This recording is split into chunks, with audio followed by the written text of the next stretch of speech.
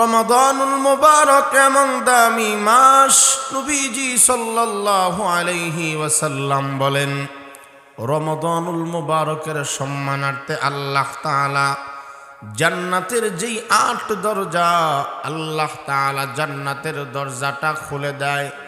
জান্নাতের দরজা সমূহ আল্লাহ তাআলা ওপেন করে দেয়। জাহান্নামের দরজা লাহা সাবআতু আবওয়াব, জাহান্নামের যেই ৭টা দরজা আল্লাহ তাআলা রমজানের সম্মানার্থে বন্ধ করে দেয়। শয়তান এবং জিন্নাতকে আল্লাহ তাআলা আবদ্ধ করে দেয়। কারণ রমাদানুল মুবারক এমন দামি মাস, যার ব্যাপারে রব্বুল আলামিন সূরা বাকারার এক আয়াতের মধ্যে বলেন, শাহরু রমাদান আল্লাযী উনজিলা ফীহিল কুরআন। আল্লাহ তাআলা বলেন, রমাদানুল মুবারক এমন দামি মাস, যেই মাসে আল্লাহ তাআলা কুরআনুল কারীমকে অবতীর্ণ করেছে। এমন একটি দামি মাস, যেই মাসে আল্লাহ তাআলা কোরআনে কারীমকে অবতীর্ণ করেছেন বিলিসানিন আরবিয়্যিম মুবিন। কোরআনকে আল্লাহ তাআলা আরবি ভাষায় নাজিল করেছেন। নাযালা বিহির রূহুল আমিন আলা কলবিকা লিতাকুনা মিনাল মুনযিরিন। জিবরাইল আলাইহিস সালামের মাধ্যমে পৃথিবীতে আল্লাহ তাআলা আমাদের নবীজি মাহবুব নবী মুস্তাফা নবী সাল্লাল্লাহু আলাইহি ওয়াসাল্লামের উপরে 30 পারা কোরআন আল্লাহ তাআলা নাজিল করেছেন। ইন্না আনজালনাহু কুরআনান আরাবিয়্যা লাআল্লাকুম তাকিলুন। আল্লাহ তাআলা বলেন, কোরআনে কারীমকে আরবি ভাষায় আমি আল্লাহ তাআলা অবতীর্ণ করলাম। কেন আরবি ভাষাকে কোরআন নাজিলের জন্য আমি আল্লাহ তাআলা নির্বাচন করলাম? কারণ পৃথিবীতে সবচাইতে শ্রেষ্ঠতম ভাষার নাম হইল আরবি ভাষা। যেন তোমরা বুঝতে পারো, তোমাদের বুঝার সুবিধার জন্য কোরআনে কারীমকে আমি আল্লাহ আরবি ভাষায় নাজিল করলাম। ফিহি আয়াতুম বায়্যিনাতুম মাকামু ইব্রাহিম ওয়া মান দাখালাহু কানা আমিনা ওয়ালিল্লাহি আলান নাসি হিজ্জুল বাইত মান ইসতাতাআ ইলাইহি সাবিলা ইন্না আউওয়ালা বাইত وضع للناس للذي ببكة مباركة وهدى للعالمين। কোরআনে কারীমে তো আল্লাহ বলছেন, মক্কাতুল মুকাররমা, মক্কা ছিল বাক্কা শহর। আল্লাহ পাকের কালাম অবতীর্ণ করার কারণে মক্কাকে আল্লাহ পাক মক্কাতুল মুকাররমা বানাই দিয়েছে। কোরআনে কারীমের উসিলায় ইন্না আউওয়ালা বাইতি উদিআ লিন-নাসি লাল্লাযী বিবাক্কাতা মুবারাকাও ওয়া হুদাল লিল আলামিন ফীহি আয়াতুম বায়্যিনাতুম মাকামু ইব্রাহিম ওয়া মান দাখালাহু কানা আমিনা ওয়ালিল্লাহি আলান নাসি হিজ্জুল বাইতি মান ইসতাতাআ ইলাইহি সাবিলা ওয়া মান কাফারা ফা ইন্নাল্লাহা গনিয়্যুন আনিল আলামিন। আল্লাহ তাআলা বলে, মানুষের জন্য সর্বপ্রথম ঘর যেটা আমি আল্লাহ তাআলা উদিআ লিন-নাস লাল্লাযী বিবাক্কাতা মুবারাকা, মানুষের জন্য ইবাদতের জন্য যেই ঘর আমি নির্মাণ করলাম, এই ঘরটা মক্কাতুল মুকাররমায় পাইবা। এই ঘরের আশপাশ সমস্ত জায়গাকে বরকত দিয়ে আমি আল্লাহ তাআলা সয়লাব করে রাখলাম। ফিহি আয়াতুম বায়্যিনাতুম মাকামু ইব্রাহিম।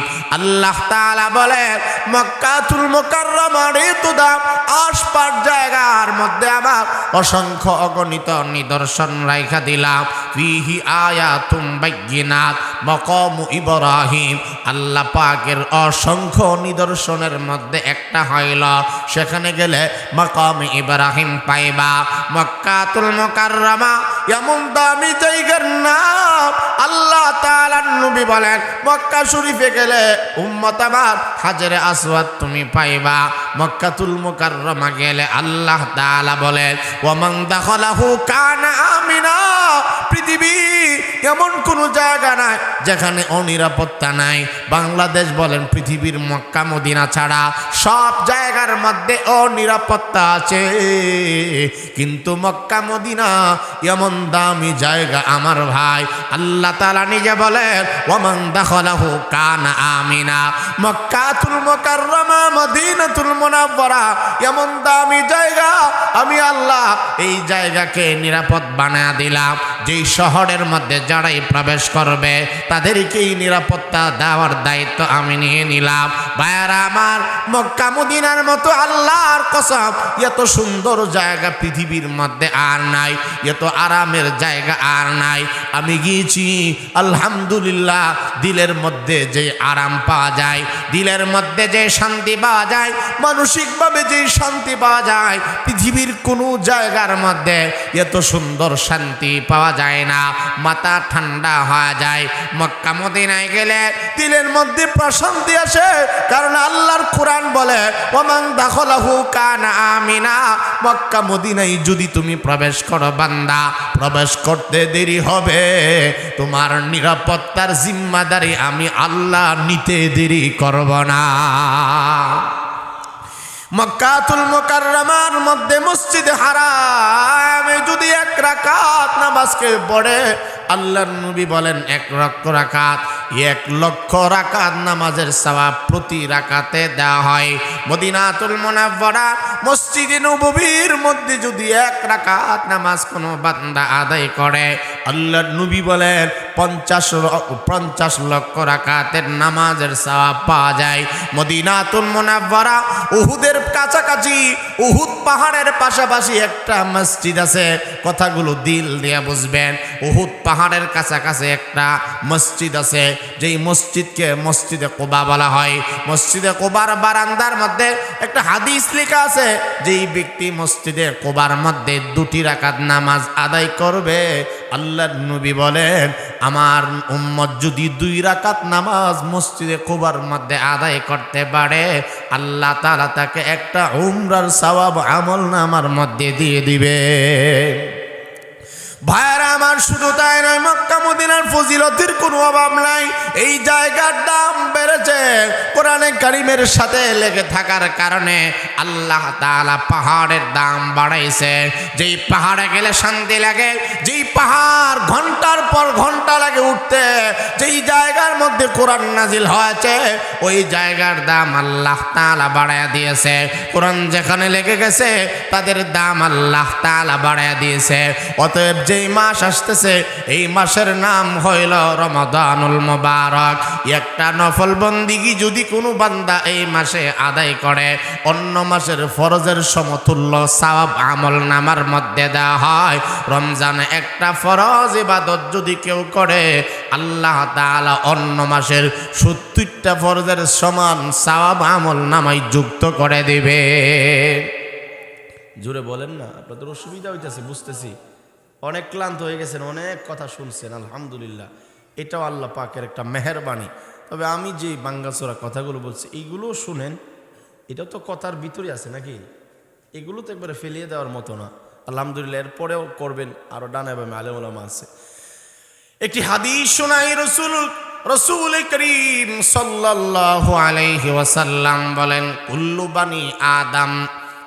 বানি আদামা ইউদাআফুল হাসানাতু বিআশরি আমসালিহা ইলা 700 দিফিন।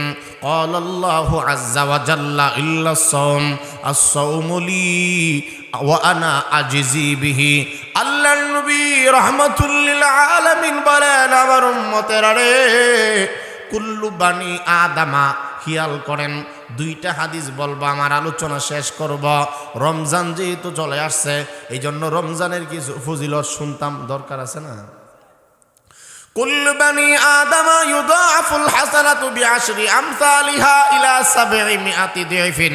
আল্লাহর নবী বলেন, আদম সন্তানের প্রত্যেকটা আমল 1 গুণ থেকে নিয়ে 10 গুণ থেকে নিয়ে আল্লাহ তাআলা ইউদাআফুল হাসানাতু বিআশরি আমসালিহা ইলা সাবঈমিআতি দিফিন। আল্লাহর নবী বলেন, আদম সন্তান আমরা যারা আছি আমাদেরকে আদম সন্তান বলা হয়। একাধিক জায়গায় আল্লাহ বলেছেন ওয়ালাকাদ কাররামনা বানি আদম। কোরআনের ভাষায় আমরা হইলাম আদম সন্তান। আমরা কার সন্তান? আদম আলাইহিস সালামের সন্তান।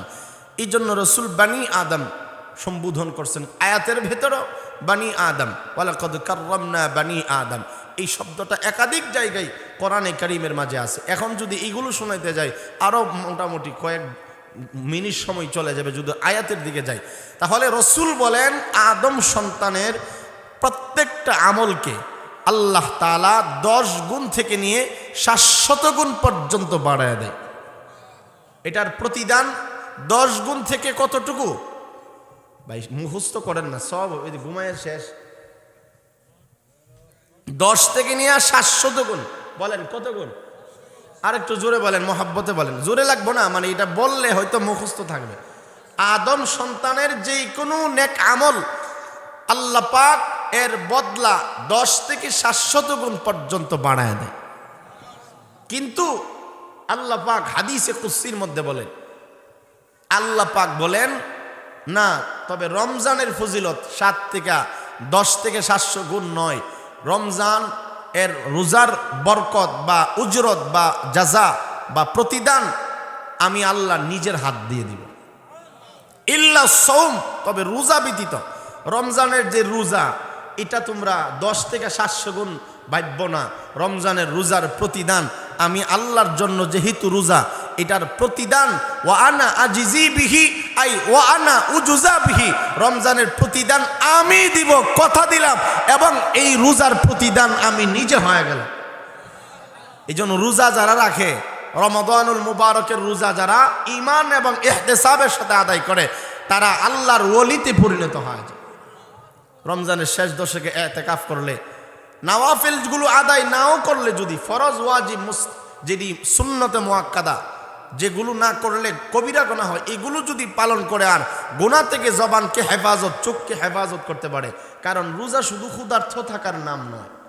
বলেন রোজা শুধু, কথা বলেন, রোজা শুধু কি মানে খায়া আবার ইফতার করলাম, মাঝখানে কোনো আমল নাই।